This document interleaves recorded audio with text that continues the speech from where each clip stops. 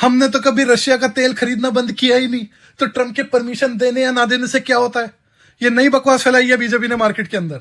मैं आपको सारा इनका प्रोपेगेंडा के चीथड़े उड़ाकर असली सच्चाई बताता हूं स्टेप बाय स्टेप।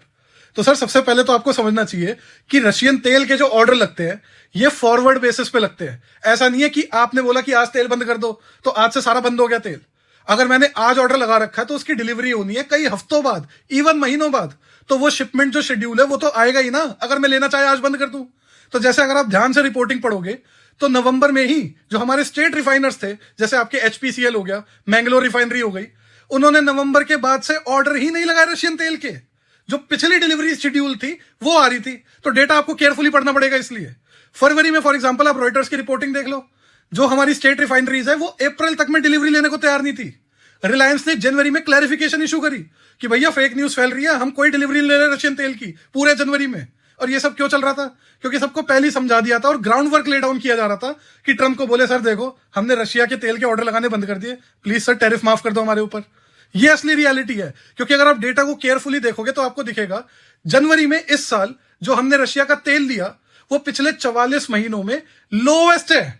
इवन जो फरवरी का लोग कह रहे हैं ना कि लार्जेस्ट हमारा ऑयल सप्लायर रशिया ही है, फरवरी में जो हमने रशिया से तेल लिया वो जनवरी से भी कम लिया। ये नहीं बताया इन्होंने डेटा में। तो फॉर एग्जांपल मई में पिछले साल 2025 में रशिया का शेयर जो था हमारे टोटल ऑयल इंपोर्ट्स में वो करीब 33% था। पिछले 2 महीने में वो 27.5% से 20% के अंडर में आ गया। ये है असली रियलिटी। रेडिकली हमने रिड्यूस कर दिया। तो तेल खरीद कौन रहा था? तो जैसे एक प्राइवेट रिफाइनरी है इंडिया में, नायरा करके, वो बैक्ड ही रशियंस के द्वारा है और उसको सैंक्शन कर रखा है। तो बाकी जो सप्लायर्स है वो उसको बेच नहीं सकते, तो वो खरीद ही रशिया से रहा है। तो फॉर एग्जांपल उसकी रिफाइनरी में एक दिन में 4 लाख बैरल से डे की गुंजाइश है और मार्च में हम वैसे ही अपनी जो रिक्वायरमेंट थी वो 8 लाख पर बैरल करने वाले थे रशिया से। तो किसका बेवकूफ बना रहे हो भाई? प्रोपेगेंडा के बेचेंगे? नहीं, पहले तो हम रशियन तेल इसलिए खरीद रहे थे क्योंकि डिस्काउंट मिल रहा था। डिस्काउंट मिलने बंद हुए तो हमने खरीदना बंद कर दिया। निरी बकवास बात। आप देखो ब्लूमबर्ग की रिपोर्टिंग।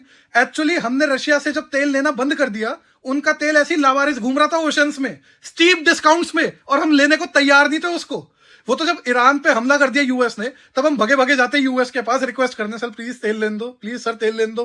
बैक चैनल में हमारी बात हो जाती है, एग्रीमेंट हो जाता है, वो कहते हैं ले लो, हम ऑर्डर कर देते हैं और बाद में फिर उनका लाइसेंस इशू भी आ जाता है कि हम परमिट करते हैं आपको। तो आप देखो धड़ल्ले से ऑर्डर लगने चालू हो जाते हैं और जो शिप्स कहीं और जा रही थी वो अपना रास्ता मोड़ के इंडियन पोर्ट्स में आ जाती है। ये है असली रियलिटी। इनफैक्ट अब हम रशिया का तेल खरीद रहे प्रीमियम पे, डिस्काउंट छोड़ो। पहले तो डिस्काउंट पे मिल रहा था तब हम लेने को तैयार नहीं थे, अब हम फालतू डॉलर पे करके रशिया का तेल खरीदने को तैयार है। ये है असली रियलिटी।